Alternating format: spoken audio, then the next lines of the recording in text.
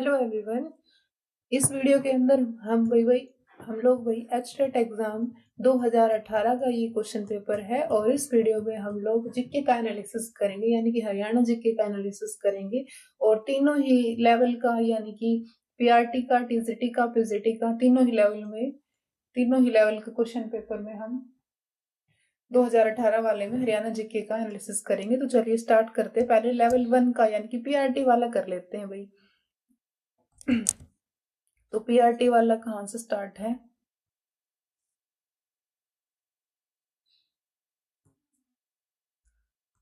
ये देखिए क्वेश्चन हमारा 81 से स्टार्ट है पीआरटी वाला। ठीक है, तो ये देख लीजिए भैया, आप क्वेश्चन नंबर 81 से स्टार्ट है हरियाणा जीके का।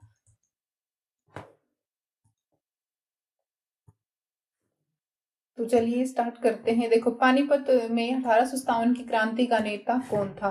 तो पानीपत में 1857 की क्रांति का नेता कौन था भाई? तो इसका आंसर रहेगा इमाम अली कलंदर। ठीक है, इमाम अली कलंदर ने क्या किया था भाई 1857 की क्रांति में, यानी कि ये पानीपत से नेता थे, इन्होंने पानीपत से नेतृत्व किया था। तो इस क्वेश्चन का 81 का आंसर क्या रहेगा? इमाम अली कलंदर। तो साथ ही आप इसमें ऑप्शन जो और दे रखे हैं ना, अकबर अली, विरासत अली और ये सदरुद्दीन मेवाती, साथ ही आप इनका भी यहाँ से लर्न कर सकते हैं, यानी कि ये भी पूछा जा सकता है किसी और पेपर में, यानी कि आगामी जो नेक्स्ट आपका यानी कि एसटेट 2024 होगा, इसमें पूछा जा सकता है कि अकबर अली का नेतृत्व यानी कि किस जिले से अकबर अली ने नेतृत्व किया था, यानी कि पटौदी से नेतृत्व किया था अकबर अली। तो ये भी हम याद रखेंगे साथ साथ। ठीक है, तो अकबर अली ने कहाँ से नेतृत्व किया, यानी कि पटौदी का नेतृत्व किसने किया? अकबर अली ने किया। तो विरासत अली का नेतृत्व यानी कि विरासत अली ने कहाँ से नेतृत्व किया? रोहतक से। तो ये भी हम याद रखेंगे। साथ ही ये भी याद रखो भाई, ये जो आपके पास है सदरुद्दीन मेवाती, इसने कहाँ का नेतृत्व किया, यानी कि तो इसने भाई मेवात का नेतृत्व किया। तो इसका कंप्लीट नाम है ये सदरुद्दीन मेवाती। ठीक है, और इसने कहाँ का नेतृत्व किया? मेवात से नेतृत्व इसने किया। और भी यहाँ पर मैंने लिख रखे हैं, तो और भी आप देख लीजिए, ये भी पूछा जा सकता है। रेवाड़ी से नेतृत्व किसने किया भाई? राव तुलाराम ने किया। रेवाड़ी से नेतृत्व किसने किया भाई? राव तुलाराम ने किया। ठीक है, तो ये भी याद रखेंगे। नसीबपुर से नेतृत्व किसने किया भाई? गोपाल सिंह ने किया। ठीक है, तो वो भी आप साथ साथ इसमें याद रखेंगे। ठीक है, हास्य से नेतृत्व किसने किया भाई? तो इसका आंसर क्या रहेगा? लाला हुकमचंद और मुनीर बेगम। इसने क्या इसने हास्य से नेतृत्व किसने किया? लाला हुकमचंद और मुनीर बेगम ने हास्य से नेतृत्व किया। तो ये भी पूछे जा सकते हैं। तो ये मैंने सभी यहाँ पर लिख रखे हैं, तो आप इसको नोट डाउन भी कर सकते हैं, याद भी कर सकते हैं। ठीक है, झज्जर से नेतृत्व किसने किया? ये एक बार पूछा गया है आपके प्रीवियस ईयर क्वेश्चन पेपर में, यानी कि PYQ कह सकते हो आप। ठीक है, स्टेट में भी पूछा गया है। बाकी और भी जो हरियाणा के जो भी एग्जाम है उनमें भी पूछा गया है। झज्जर से नेतृत्व 1857 की क्रांति में झज्जर से नेतृत्व किसने किया? तो आंसर क्या रहेगा भाई? अब्दुल रहमान खान ने झज्जर से नेतृत्व किया। ठीक है, ये भी याद कर लीजिए भाई, रानिया का नेतृत्व किसने किया? तो नूर मोहम्मद खान ने क्या किया? रानिया से नेतृत्व किया। तो इस क्वेश्चन के थ्रू मैंने आपको ये सभी बता दी है ये बातें, तो ये पूछे जा सकते हैं एग्जाम में, तो आप इसको नोट डाउन कर सकते हैं। बाकी पानीपत का ये आपको याद हो गया होगा कि इमाम अली कलंदर ने पानीपत से नेतृत्व किया। ठीक है, नसीबपुर से इसने किया भाई गोपाल सिंह ने। ठीक है, तो ये हमने देख लिए हैं।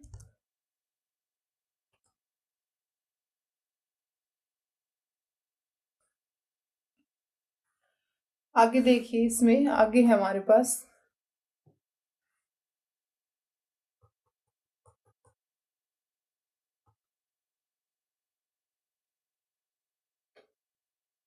नेक्स्ट क्वेश्चन नंबर 82 देखिए।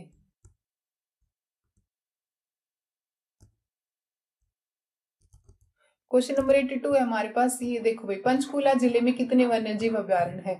तो क्या आंसर रहेगा भाई? पंचकुला जिले में कितने वन्यजीव अभ्यारण्य है? 2 वन्यजीव अभ्यारण्य है पंचकुला के अंदर। कौन कौन से हैं? तो वो मैं लिखवा देती हूँ। एक तो है वीर शिकारगढ़ वन्यजीव अभ्यारण्य, और दूसरे का नाम क्या है आपके पास? वीर शिकारगढ़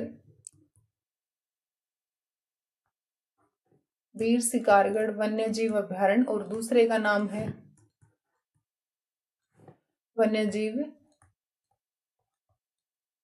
अभ्यारण्य।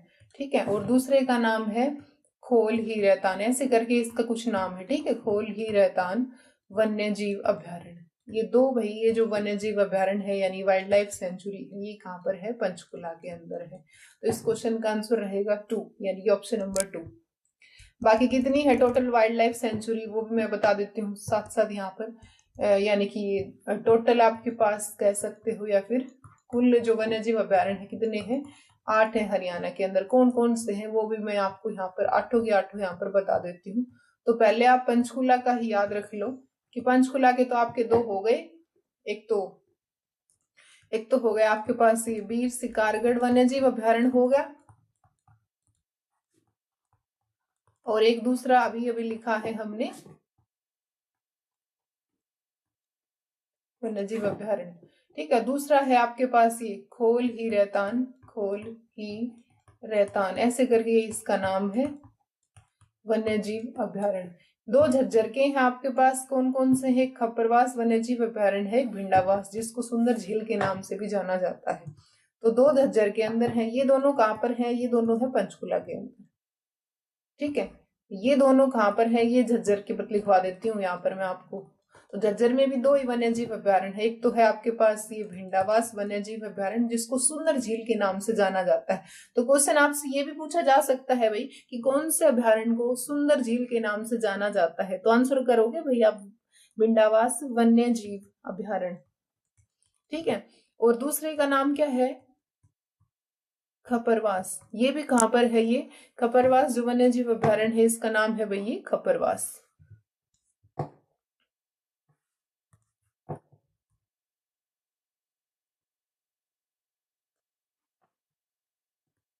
ये भी कहां पर है? ये झज्जर के अंदर। तो 2 झज्जर में हो गई, 2 पंचकुला में हो गई, एक रेवाड़ी में है। तो रेवाड़ी में है उसका लिखवा देती हूँ, नाम क्या है? नाहड़ वन्य जीव अभ्यारण्य, नाहड़ वन्य जीव अभ्यारण्य। ठीक है, ये मैं यहाँ पर आप साथ साथ यानी ये चीज यहाँ पर वही आएगी। ठीक है, समझ गए होंगे आप। नाहड़ वन्य जीव अभ्यारण्य कहाँ पर है? रेवाड़ी के अंदर है। एक 2 आपके पास, एक छोटा लिखवा देती हूँ, एक सबसे बड़ा। यानी कि सबसे छोटा वन्य जीव अभ्यारण्य का नाम क्या है? छिलछिला। तो एक वो लिख लो भाई, छिला वन्य जीव अभ्यारण्य। ठीक है, वन्य जीव अभ्यारण्य कहाँ पर है ये? तो ये भी लिख लो भाई, ये पूछा जा सकता है। और ये प्रीवियस ईयर में भी यहाँ से एक क्वेश्चन बना था कि क्षेत्रफल की दृष्टि से ये वाला है ना, ये क्षेत्रफल की दृष्टि से ये सबसे छोटा वन्य जीव अभ्यारण्य है। यानी कि ये सबसे छोटा वन्य जीव अभ्यारण्य है। ये क्या नाम है? छिलछिला वन्य जीव अभ्यारण्य। कहाँ पर है? कुरुक्षेत्र के अंदर। ठीक है, कुरुक्षेत्र में। और सबसे बड़े का नाम है अब्बू शहर वन्य जीव अभ्यारण्य। ये कहाँ पर है? तो ये भाई कहाँ पर है? सिरसा के अंदर है। तो ये भी याद रखेंगे। और ये सबसे बड़ा वन्य जीव अभ्यारण्य। तो इस क्वेश्चन से रिलेटेड मैंने आपको ये सभी ये बता दिए हैं वन्य जीव अभ्यारण्य। और यहाँ से देखो आपके 3-4 क्वेश्चन और भी बन सकते हैं। सबसे छोटा बता दिया मैंने, वन्य जीव अभ्यारण्य सिलसिला है। सबसे बड़ा बता दिया, क्या है? अब्बू शहर वन्य जीव अभ्यारण्य, ये सबसे बड़ा वन्य जीव अभ्यारण्य है। कहाँ पर है ये? सिरसा के अंदर। एक और कौन सा बच गया? 8वें का नाम है कलेसर वन्य जीव अभ्यारण्य। एक और बच गया ना, लास्ट है ये हमारा कलेसर वन्य जीव अभ्यारण्य। ये कहाँ पर है भाई? ये कलेसर वन्य जीव अभ्यारण्य ये कहाँ पर है? ये यमुनानगर के अंदर है। यमुनानगर के अंदर है कलेसर वन्य जीव अभ्यारण्य। तो ये सभी 8 के 8 वन्य जीव अभ्यारण्य मैंने बता दिए हैं। कलेसर वन्य जीव अभ्यारण्य कहाँ पर है भाई? ये यमुनानगर के अंदर है। ठीक है, तो 8 के 8 वन्य जीव अभ्यारण्य हमने यहाँ से पढ़ लिए हैं, यानी कि रिवाइज कर लिए हैं। 2 झज्जर में है, 2 पंचकुला में, एक रेवाड़ी में, एक कुरुक्षेत्र में, एक सिरसा के अंदर, और एक लास्ट हमारा यमुनानगर के अंदर है जिसका नाम है कलेसर वन्य जीव अभ्यारण्य। तो इस क्वेश्चन से रिलेटेड हमने सारे ये रिवाइज कर लिए हैं। चलिए क्वेश्चन नंबर 83 पे चलते हैं। अब क्वेश्चन नंबर 83 देखो भाई, इसको थोड़ा जूम कर लेते हैं। 83 देखो, 83 क्या कह रहा है कि उन समूह को चिन्हित कीजिए, यानी कि उस ग्रुप को आइडेंटिफाई करना है। Identify the groups of which all the cities are associated with the metro project. Metro शहर यानी कि मेट्रो परियोजना से कौन कौन से शहर यानी कि जुड़े हैं? तो गुड़गांव तो जुड़ ही रहा है बिल्कुल मेट्रो से, फरीदाबाद भी जुड़ रहा है। और तो इसका आंसर ये रहेगा भाई, गुड़गांव, फरीदाबाद और बहादुरगढ़। ठीक है, ये तीनों है ना, ये मेट्रो जो परियोजना है उससे ही जुड़े हैं। तो 83 का भाई आंसर हो गया ये हमारे पास। 83 का करेक्ट आंसर हो गया ऑप्शन नंबर सी।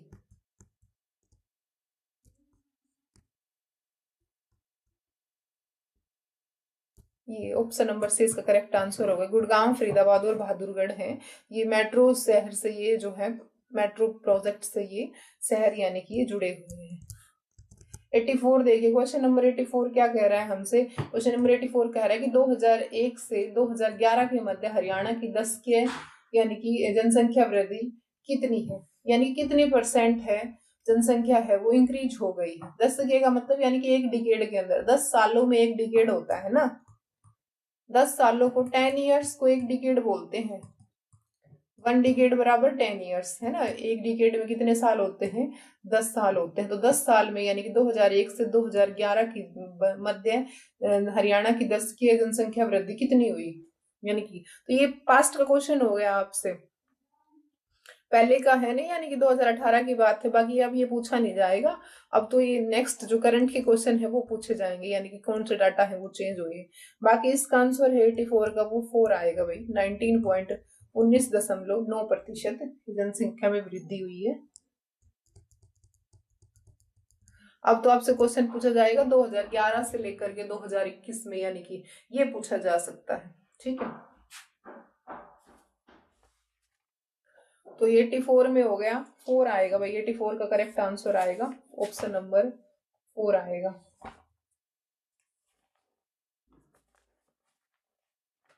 चलिए क्वेश्चन नंबर 85 पे चलते हैं। क्वेश्चन नंबर 85 देखो भाई, क्या है हमारे पास 85, और आप मुझे कमेंट बॉक्स में ये बताइए जरूर कि 2011 से लेकर के और 2021 की जनसंख्या वृद्धि कितने % हुई है। तो ये आप इसका आंसर आप मुझे कमेंट बॉक्स में जरूर बताएं, तो इससे आप भी थोड़ा सा अपने नॉलेज को क्या कर सकते, थोड़ा एनहांस कर सकते क्वेश्चन के थ्रू, यानी कि जितने क्वेश्चन के थ्रू हम थोड़े रिलेटेड डाटा और कलेक्ट करेंगे तो वो ज्यादा बेनिफिट रहेगा। 85 का देखिए, योद्धेगण की राजधानी थी, तो योद्धेगण की राजधानी कौन सी थी, तो इसका आंसर रहेगा रोहतक। रोहतक ये है योद्धेगण की, यानी कि योद्धेगण राज्य की ये राजधानी थी, तो इसका आंसर होगा रोहतक। ऑप्शन नंबर फर्स्ट इसका आंसर आएगा। द कैपिटल ऑफ,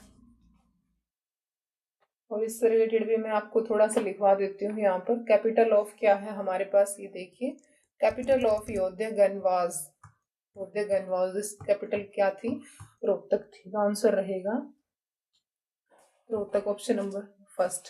और ये योद्धेगण यानी कि ये गणराज्य, ये किससे रिलेटेड है, युधिष्ठिर से रिलेटेड है ये, है ना। योद्धे गणराज्य किससे रिलेटेड है, ये युधिष्ठिर से रिलेटेड है ये, है ना। योद्धे गणराज्य किससे रिलेट है, युधिष्ठिर से रिलेट है हमारा योद्धे गणराज्य, ठीक है। लिखवाती हूँ मैं इससे रिलेटेड डाटा आपको। योद्धे काल में है ना हरियाणा भाई 2 भागों में बटा था, तो वो भी लिखवा देती हूँ मैं। योद्धे काल में हरियाणा 2 भागों में बटा हुआ था, एक तो रोहतक में और एक सिरसा के अंदर, ठीक है। एक रोहतक में और दूसरे नंबर पे सिरसा के अंदर। योद्धे काल में हरियाणा 2 भागों में यानी कि डिवाइड हो गया था। 2 भाग कौन कौन से थे ये, एक रोहतक और एक सिरसा के अंदर, ठीक है। तो आप ये भी याद रखेंगे इसमें कि ये आपके पास इसमें एक और क्वेश्चन हम यहाँ से नोट डाउन कर सकते हैं कि योद्धे गणराज्य को हरियाणा में क्या कहा जाता था, यानी कि योद्धे गणराज्य को हरियाणा में बहुधान्य कहते थे, ठीक है। तो अब एक क्वेश्चन ये भी नोट डाउन कीजिए। योद्धे गणराज्य में यानी कि योद्धे काल में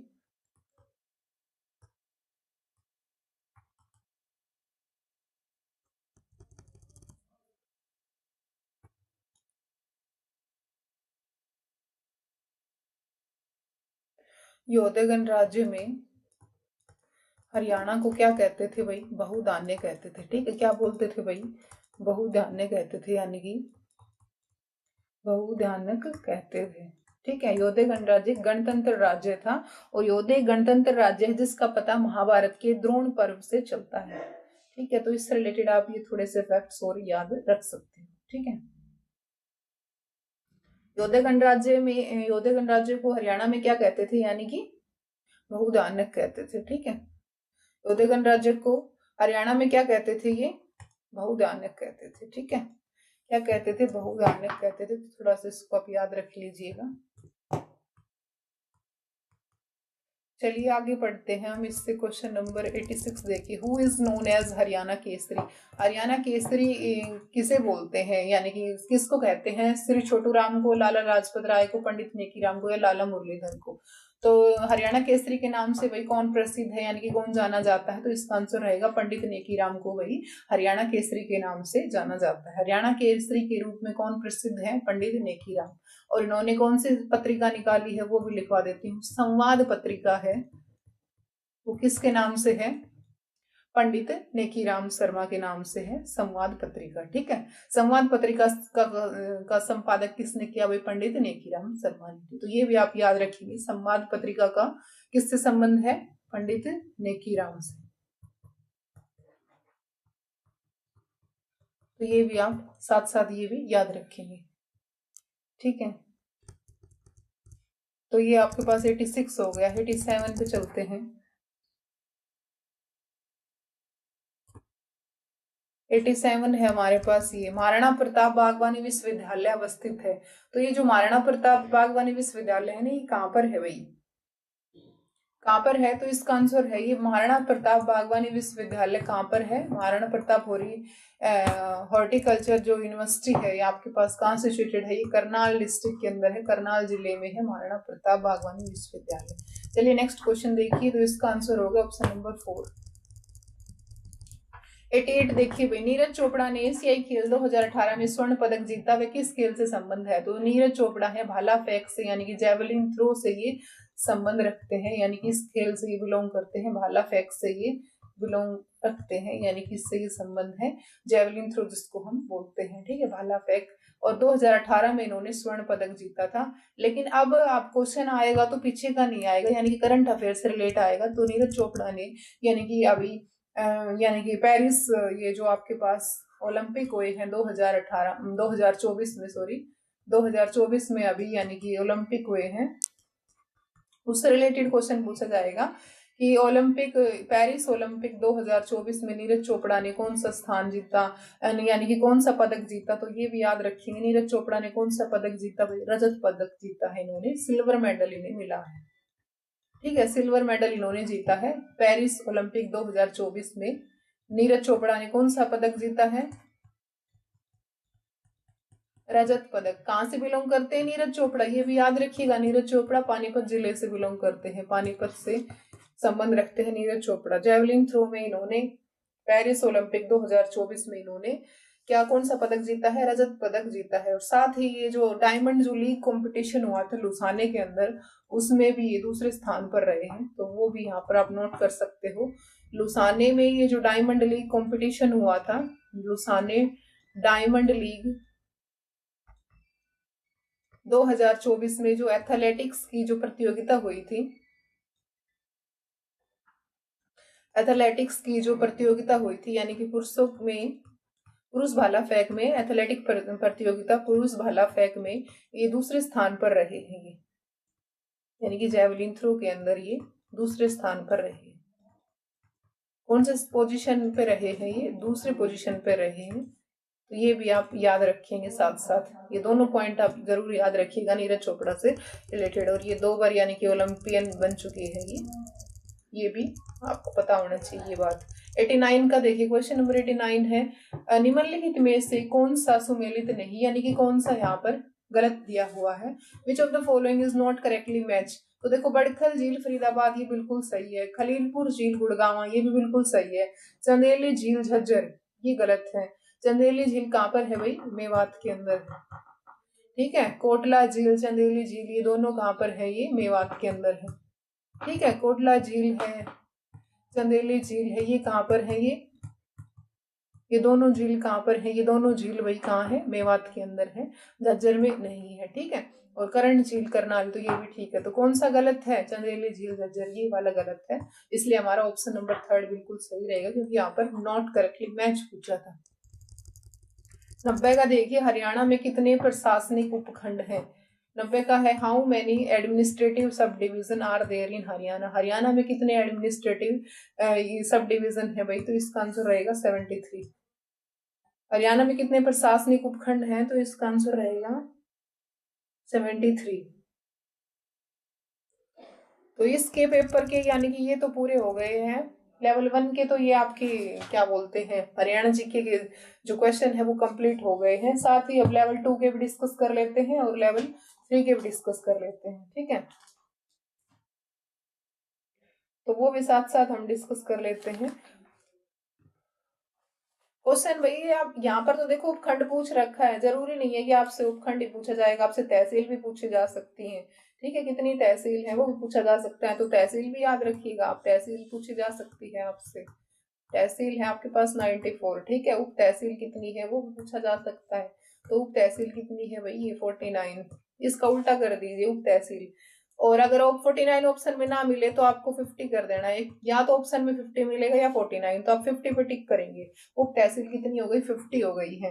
और तहसील कितनी है, 94 है। 22 जिले हैं हरियाणा में, 6 मंडल है यानी कि 6 डिवीजन है, 6 मंडल है यानी कि 6 डिवीजन है, ठीक है। उप यानी कि ये उपखंड कितने हैं यानी कि सब डिवीजन कितने हैं, तो सब डिवीजन ये है आपके पास ये 73, सब डिवीजन कितने हैं 73 है, ठीक है। और तहसील कितनी है 94 है। तो ये भी मैं आपको एक बार लिखवा देती हूँ, कुछ और डाटा इससे रिलेटेड बच गया हो तो अभी लिखवा देती हूँ आपको।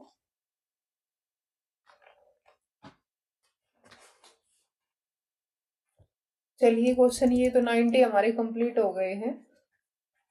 आगे दूसरे पेपर के और करेंगे अब हम।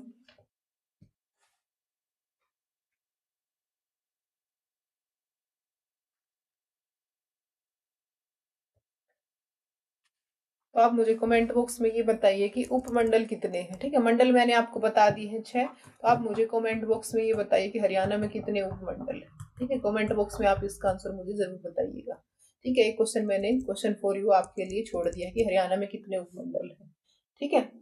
तो आप इसका आंसर मुझे बताइएगा। चलिए आगे देखते हैं, लेवल 2 वाला क्वेश्चन हम देख लेंगे अब क्वेश्चन पेपर।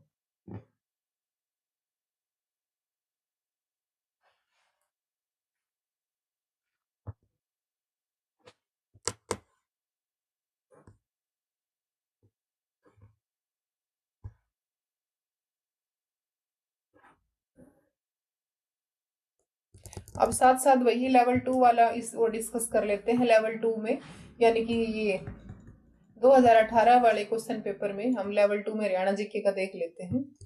तो ये क्वेश्चन नंबर कहाँ से स्टार्ट है हमारा, 81 से स्टार्ट है।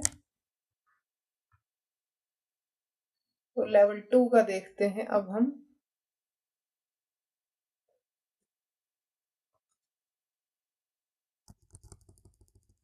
लेवल 2 का ये देखो भाई, यहाँ से स्टार्ट है हमारा। गिद्ध प्रजनन केंद्र, गिद्ध संरक्षण एवं प्रजनन केंद्र कहाँ पर स्थित है, तो गिद्ध संरक्षण केंद्र और जो प्रजनन केंद्र है ये कहाँ पर है भाई, ये पिंजौर के अंदर है। तो इसका आंसर याद करोगे पिंजौर, ठीक है। कहाँ पर है ये, पिंजौर यानी कि पंचकुला के अंदर है ये गिद्ध प्रजनन केंद्र, ठीक है। क्वेश्चन नंबर 82 देखिए, क्वेश्चन नंबर 82 है भाई हमारे पास, निम्नलिखित खिलाड़ियों में से किसने पुरुषों की 800 मीटर दौड़ में एशियाई खेल 2018 में स्वर्ण पदक जीता। तो पुरुषों की कौन सी है ये 800 मीटर दौड़ में, तो अभी बताते हैं इसका आंसर क्या रहेगा। यानी कि ये तो ये आपके पीछे के क्वेश्चन हो गए, यानी कि 2018 से रिलेट है ये। अब जो क्वेश्चन आएंगे 2024 से रिलेटेड आएंगे, आपके एशियाई गेम्स में पूछा जा सकता है आपसे, या फिर पेरिस ओलंपिक में पूछा जा सकता है, या फिर आपसे पेरिस पैरा ओलंपिक में पूछा जा सकता है, या फिर जो विश्व जो कुश्ती जो चैंपियनशिप है उससे रिलेटेड भी पूछा जा सकता है आपसे क्वेश्चन। तो करंट से रिलेटेड आप जब जो भी क्वेश्चन तैयार करते हैं उनको आप अच्छे से वही माइंड में रखिए, कोई भी क्वेश्चन आपसे करंट का पूछा जा सकता है।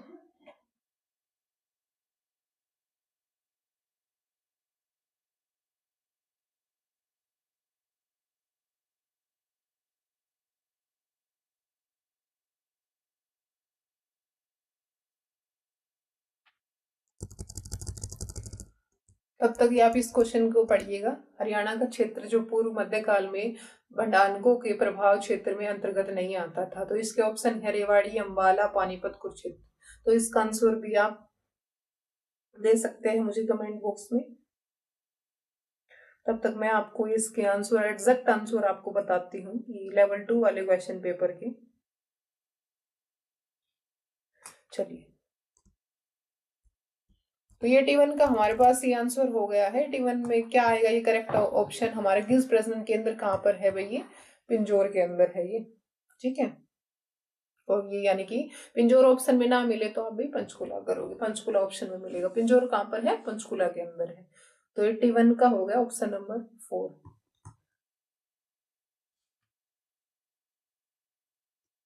चिंकारा प्रजनन केंद्र भी पूछा जा सकता है भाई आपसे, ये भी याद रख लो साथ साथ। चिंकारा प्रजनन केंद्र कहाँ पर है, चिंकारा प्रजनन केंद्र कहाँ है, तो ये भिवानी में है, ठीक है।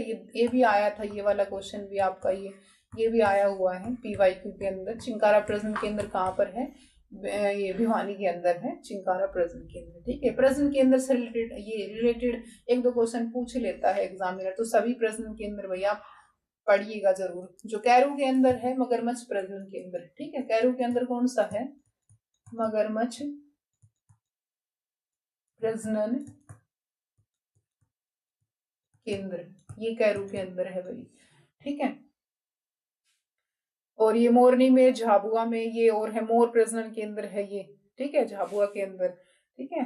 तो ये भी आप इसको भी थोड़ा सा देख सकते हो। 82 देखो भाई, क्वेश्चन नंबर 82 है हमारे पास, क्या है, तो इसको आंसर रहेगा who among the following athletics won the gold in men's 1800 metre race at Asian Games 2018। तो इसका आंसर रहेगा भाई मनजीत सिंह, ठीक है। तो इसको आप, इतना इंपॉर्टेंट है नहीं, बाकी आंसर आप ध्यान में थोड़ा सा रख सकते हो, बाकी पूछा जाएगा नहीं, करंट के क्वेश्चन आएंगे। और करंट अफेयर से रिलेटेड मैंने वीडियो बना रखी है, आप चैनल के प्लेलिस्ट सेक्शन में जाएंगे तो वहां आप, हरियाणा जीके की प्लेलिस्ट है, चैनल के प्लेलिस्ट सेक्शन में जाएंगे, वहां हरियाणा के करंट अफेयर से रिलेटेड मैंने 2-3 क्लासेस करवा रखी है, तो उसमें कवर हो जाएंगे आपके ये एशियाई गेम से रिलेटेड क्वेश्चन। एशियाई जो गेम है 2024 और Paris Olympic 2024, Paris para Olympic 2024, उससे रिलेटेड आपको वहां क्वेश्चन मिल जाएंगे, ठीक है। तो आप वहां से सर्च कर सकते हैं और पढ़ सकते हैं, ठीक है। 83 देखिए, क्वेश्चन नंबर 83 है हमारे पास ये,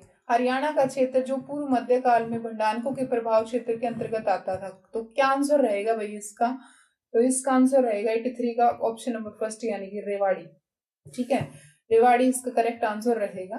पूर्व काल में ये भंडारकों के प्रभाव क्षेत्र के अंतर्गत आता था, कौन सा क्षेत्र, रेवाड़ी, ठीक है। पीतल नगरी के नाम से भी रेवाड़ी को जाना जाता है, पीतल नगरी, ये भी थोड़ा सा आप याद रख सकते हो, रेवाड़ी पीतल नगरी के नाम से जाना जाता है।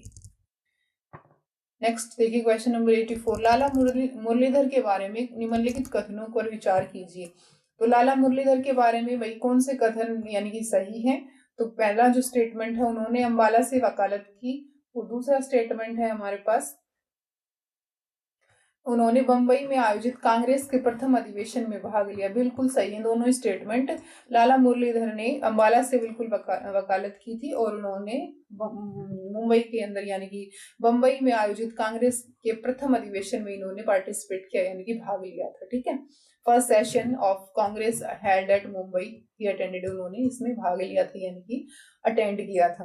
तो ये 84 का आंसर रहेगा। दोनों ही कथन सही है, बोथ ए एंड बी, यानी कि दोनों ए और बी सत्य हैं, both the statement are true, सही पूछा था, इसलिए 84 का आंसर होगा ऑप्शन नंबर 4। 85 देखो, 85 क्या पूछ रहा है, 85 है द वहाबी नेता, the Wahhabi leader who was arrested in the charge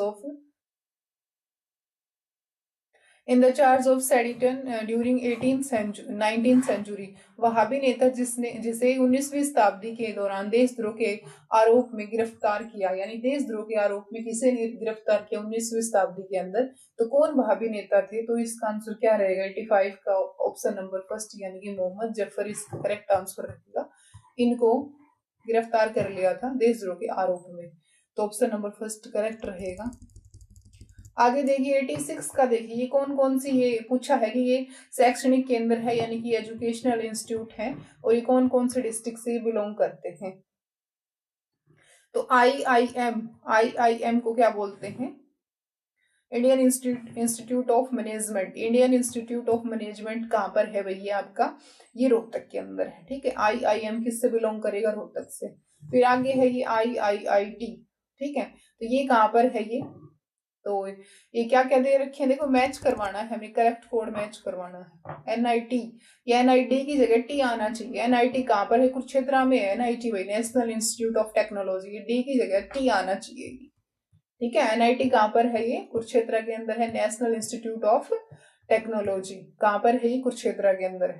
ठीक है, एनआईटी कहाँ है भाई, कुरुक्षेत्र के अंदर। एनआईएफटी कहाँ है, तो ये देखो भाई बी का सी का आप मैच करवा लो, बी का फर्स्ट है तो देखो बी का फर्स्ट इन दो ऑप्शन में है। ठीक है, और फिर सी का ऑप्शन नंबर 4 इसमें दे रखा है, तो इसका मतलब इन दो से हम पता लगा सकते हैं, यदि हम दो की भी नॉलेज है तो हम आंसर को टिक कर सकते हैं। ठीक है, बाकी आप इनका भी याद रखिएगा, ये IIIT, ठीक है, IIIT कहाँ पर है, ये 86 का आंसर रहेगा ऑप्शन नंबर 2 आपके पास, ये देख लीजिए ये कहाँ है, ये सोनीपत के अंदर है ये।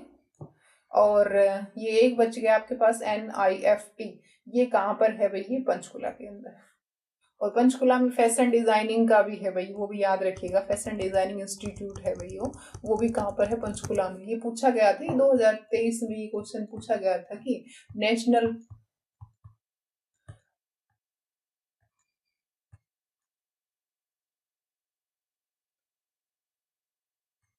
नेशनल फैशन डिजाइनिंग इंस्टीट्यूट कहाँ है, fashion designing institute of technology कहाँ है, तो ये कहाँ पर है, ये पंचकुला के अंदर है। ठीक है, कहाँ पर है, पंचकुला के अंदर। 2023 में यहाँ से क्वेश्चन आया था, तो वो भी आप इसको यहाँ से यानी कि वो भी आप थोड़ा सा ध्यान रख सकते हो। तो इसका करेक्ट आंसर ये हो गया हमारे पास ऑप्शन नंबर 2। 86 हो गया हमारे पास, 87 चलिए 87 और पढ़ लेते हैं साथ साथ।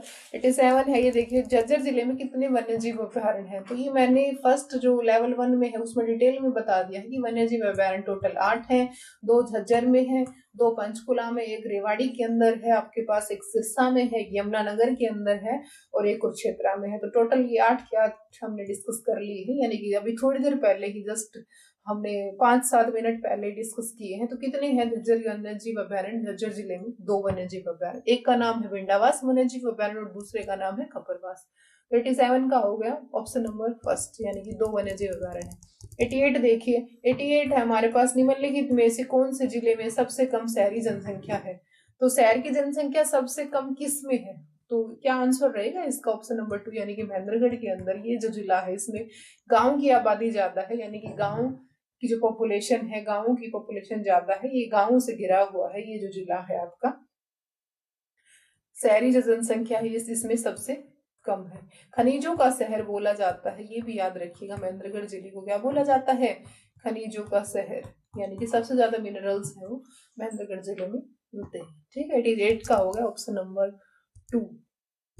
89 देखो भाई, केएमपी जो है कुंडली मानेसर जो पलवल एक्सप्रेस वे है, तो इसके कंसिडर इसके मतलब इससे रिलेटेड आपको ये दे रखा है, 2 स्टेटमेंट दे रखी है और आपको बताना है कौन सी ट्रू है, यानी कि consider the following statement about KMP expressway, it is also known as western peripheral expressway. चलो सेकंड स्टेटमेंट है 5 new cities will be developed along with the KMP expressway. तो कौन कौन से स्टेटमेंट सही है यहाँ पर, तो दोनों स्टेटमेंट सही है हमारे पास। इसको केएमपी को क्या बोला जाता है, केएमपी जो एक्सप्रेस वे है इसको क्या बोला जाता है, वेस्टर्न पेरिफेरल एक्सप्रेस वे, यानी कि Kundli Manesar Palwal express way. Complete नाम क्या हो गया, कुंडली मानेसर पलवल एक्सप्रेस वे, ये इसका कंप्लीट नाम हो गया। ठीक है, जिसको क्या बोलते हैं शॉर्ट में केएमपी। ठीक है, केएमपी एक्सप्रेस। ठीक है, केएमपी एक्सप्रेस को क्या बोलेंगे, कुंडली मानेसर पलवल एक्सप्रेस वे। तो इसको वेस्टर्न पेरिफेरल एक्सप्रेस के रूप में भी जाना जाता है, और केएमपी जो मार्ग में 5 नए शहरों का विकास किया जाएगा। दोनों स्टेटमेंट सही है, both A and B are true. ठीक है, और ये जो क्वेश्चन है यानी कि 89 का, ये केएमपी ये 2 बार आ चुका है केएमपी से रिलेटेड, तो ध्यान रखिएगा ये पीवाईक्यू क्वेश्चन 2 बार यहाँ से आ चुका है। ईस्टर्न भी पूछ सकता है आपसे, जो गाजियाबाद है, कुंडली गाजियाबाद एक्सप्रेस वे है, यमुनानगर से निकलता है आपके पास वो जो मार्ग है।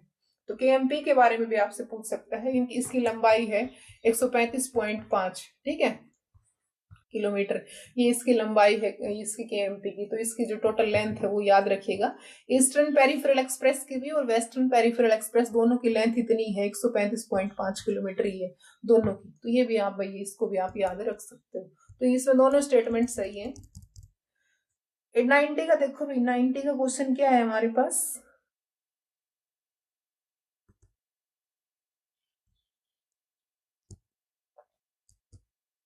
तहसील पूछ रहा है भाई, हरियाणा में कितनी तहसील है, तो ये अभी डिस्कस कर चुके हैं हम। हरियाणा में कितनी तहसील है, 93 तहसील है हरियाणा के अंदर। ठीक है, इस ऑप्शन के अकॉर्डिंग 93 दे रखा है, वैसे अभी 94 हो चुकी है तहसीलें, कितनी है 94, लेकिन यहाँ 93 ऑप्शन दे रखा है तो इसलिए करेक्ट इसका यही माना जाएगा। बाकी 94 हो चुकी है तहसीलें हरियाणा के अंदर। ठीक है, उप तहसील करनी है तो आप रिवर्स कर देना, 49 कर देना। 49 ऑप्शन में ना मिले, 50 मिले तो आप 50 पे टिक करेंगे। उप तहसील कितनी है 49, तहसील कितनी है 93 मिले तो 93, 94 मिले तो ऑप्शन 94 पे टिक करना है। 94 हो चुकी है अपडेटेड। ठीक है, कितनी हो चुकी है अभी 94। तो ये लेवल 2 वाला भी हो गया है हमारा क्वेश्चन पेपर। अब हम डिस्कस करते हैं लेवल 3 वाला।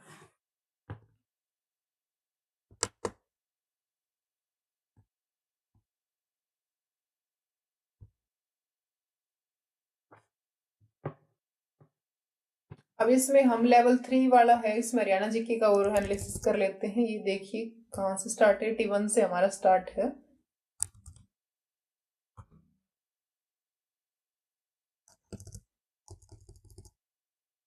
तो तीनों ही जो सेट है हमारे उसका हम डिस्कस यहाँ पर कर रहे हैं। क्वेश्चन नंबर 81 देखिए भाई, तब तक मैं इसको एक बार चेक कर लेती हूँ।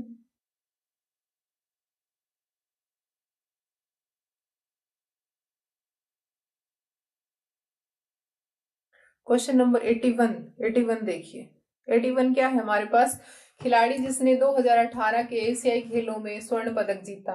तो किसने जीता स्वर्ण पदक 2018 के एशियाई खेलों में, तो इसका आंसर रहेगा बजरंग पूनिया। तो ये करंट का क्वेश्चन है, यानी कि ये अभी स्टेटिक का बन चुका है ऐसे तो आपका, लेकिन ये जब 2018 का क्वेश्चन पेपर 2018 के पेपर में आया था तब तो ये करंट अफेयर का ही क्वेश्चन माना गया था, यानी कि ठीक है। अब जो क्वेश्चन आएंगे करंट अफेयर के वो कहाँ से आएंगे, 2024 के क्वेश्चन पेपर से आएंगे।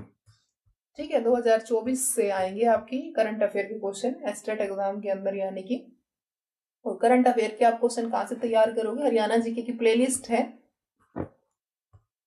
हरियाणा जीके की प्लेलिस्ट सेक्शन में आप जाएंगे तो वहां पर आप करंट अफेयर की मैंने 2-3 क्लासेस करवा रखी हैं, आप उसको सर्च कीजिएगा। ठीक है, और वहां पर आपको करंट के क्वेश्चन यानी कि मिल जाएंगे, पेरिस ओलंपिक्स से रिलेटेड, पेरिस पैरा ओलंपिक्स से रिलेटेड, और जो ये मंत्री वगैरह बने हैं, नए चेंज हुए हैं, सचिव कौन बने हैं हरियाणा के, निर्वाचन आयोग के कौन सचिव बने हैं, तो वो सभी रिलेटेड आप करंट अफेयर के क्वेश्चन वहां मिल जाएंगे, आप सर्च कीजिएगा वहां पर। 81 का आंसर हो गया, ऑप्शन नंबर 2 हो गया भाई।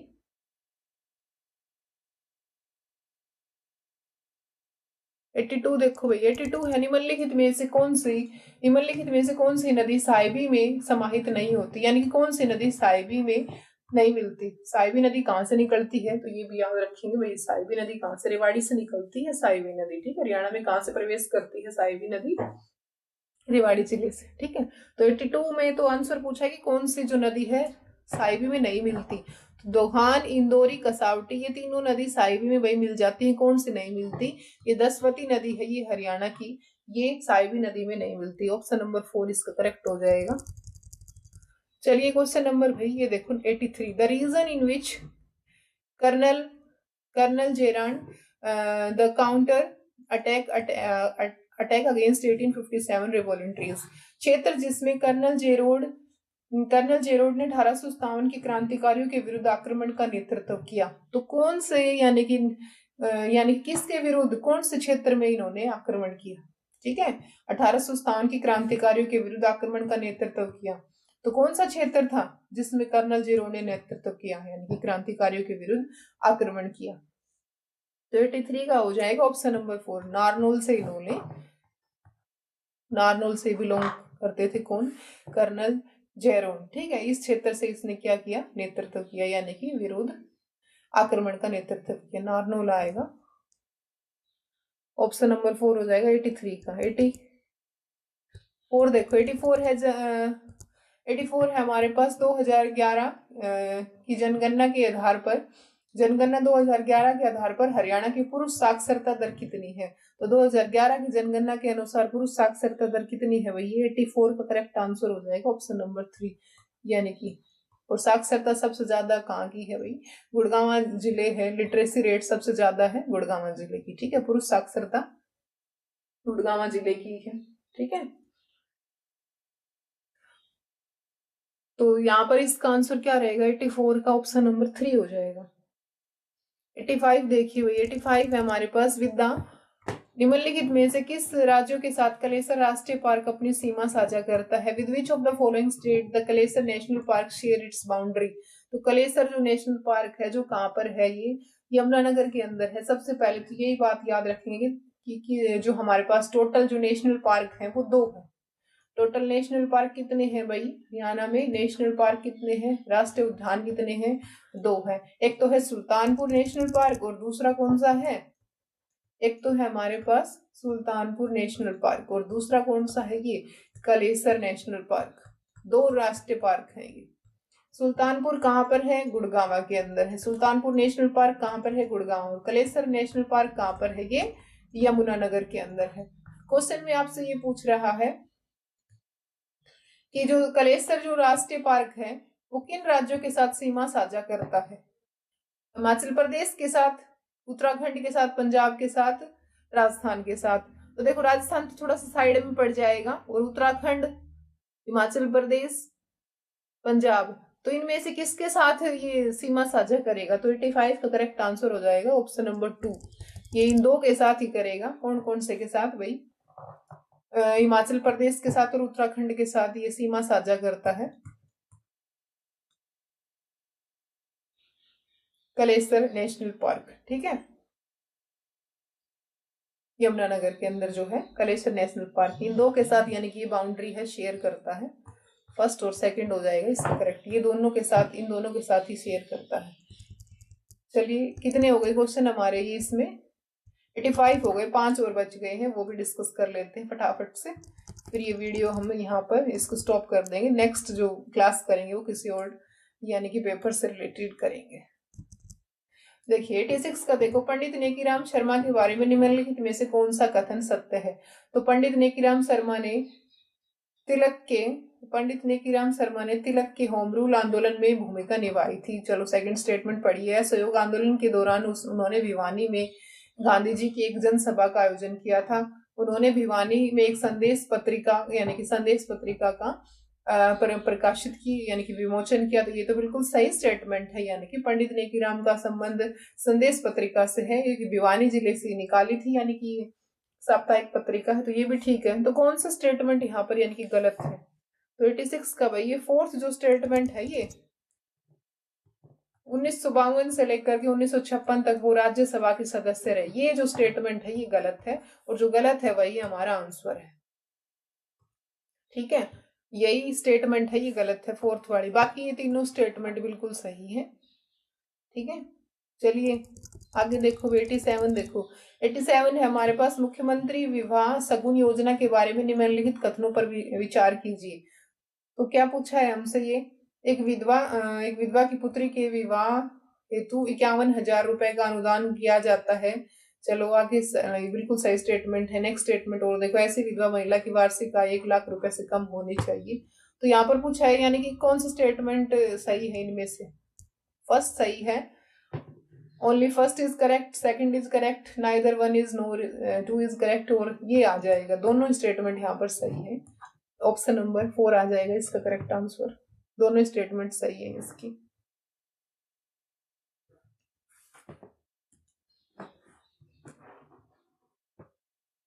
एटी 88 देखो भाई, 88 है हमारे पास, भावांतर जो भरपाई योजना के अनुसार पूछा है इसमें निम्नलिखित में से कौन सी फसल भावांतर भरपाई योजना के अंतर्गत सम्मिलित नहीं है? गन्ना है, टमाटर है, आलू है और प्याज है। तो ये देखो आलू, टमाटर और प्याज ये जो फसल है ये भावांतर भरपाई योजना के अंतर्गत ये शामिल है। कौन सी नहीं है? तो गन्ना शामिल नहीं है। 88 का करेक्ट आंसर हो जाएगा ये गन्ना, option number first sugar cane. ये तीनों है ही भावांतर भरपाई योजना से रिलेट करती है। कौन सी रिलेट नहीं करती? Sugar cane. 89 देखो, 89 का पूछा है हमसे, निम्नलिखित में से कौन सा चित्रित धूसर मृत्युभांड PGW जो स्थल है वो कहाँ पर स्थित है, यानी कि ये इंपॉर्टेंट क्वेश्चन बन जाता है, याद रखिएगा। Which of the following is a painted grey ware PGW site. PGW site है वो पेंट की हुई है, वो कौन सी है, यानी कि बनावली है, बालू है, भगवानपुरा है, भिराना है। ठीक है, तो 89 का आंसर हो जाएगा भगवानपुरा। तो कमेंट बॉक्स में आप मुझे ये बताइएगा कि भगवानपुरा ये जो स्थल है ये कहाँ पर पड़ता है, कौन से जिले में पड़ता है। कमेंट बॉक्स में आप इसका आंसर मुझे बताइएगा, कौन से जिले में है ये भगवानपुरा। ठीक है, चलिए 90 का क्वेश्चन देखो, ये हमारे लास्ट क्वेश्चन रहेगा। 90 का है हमारे पास, centre for excellence for vegetable. Centre for excellence for vegetable ये कहाँ पर है? ये सेंटर दे रखे हैं और ये डिस्ट्रिक्ट दे रखा है और हमें मैच करके बताना है। ठीक है, centre for excellence of flowers, flowers के लिए कौन सा है? Centre for excellence of fruits, fruits के लिए कौन सा है? और integrated bee keeping developing centre ये कहाँ पर है? तो इसका करेक्ट यानी कि हमें कोड से बताना है क्या रहेगा। तो कोड के अकॉर्डिंग ये इसका आंसर रहेगा। फर्स्ट का हो जाएगा ऑप्शन नंबर 4, यानी कि सेंटर फॉर एक्सीलेंस ये कहां पर है? ये वेजिटेबल जो एक्सीलेंस है ये करनाल के अंदर है। Centre for excellence for vegetable ये करनाल में है भैया। ठीक है, फिर ये देखो अगला जो मैच है हमारा, फिर थर्ड में होगा, सेकंड में, फिर फर्स्ट में। फिर ये इसमें है, ये centre for excellence for flowers ये झज्जर जिले में है। Centre for excellence for fruits ये कहां पर है भैया? सिरसा जिले के अंदर है ये। और ये बी जो बी में जो कीपिंग है, इंटीग्रेटेड बी कीपिंग यानी कि मधुमक्खी का जो पालन किया जाता है, डेवलपमेंट सेंटर ये कहाँ पर है? ये कुरुक्षेत्र के अंदर। ठीक है, कहाँ पर है ये? इसका कुरुक्षेत्र आ जाएगा, इसका झज्जर आ जाएगा। और ये फ्रूट्स के लिए कहाँ पर है? ये सिरसा के अंदर।